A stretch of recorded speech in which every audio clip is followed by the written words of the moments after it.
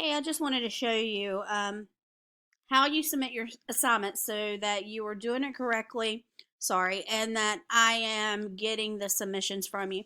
So right now I am in Student View, and to get to one of the assignments, obviously you have found them. You click on Module, and I'm just going to go here to the Legislative Branch. Let's say I'm missing the legislative branch.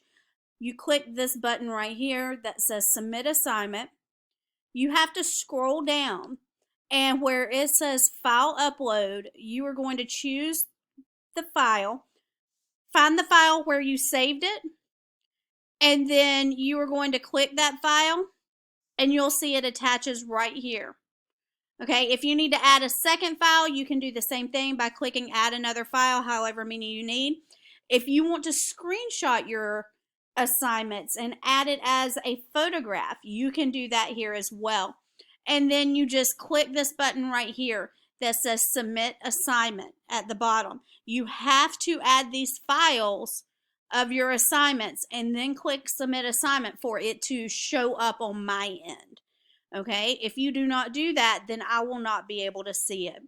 I hope this helps you out. If you have any other questions or if you're having any other problems, let me know and I will try to work your way through that.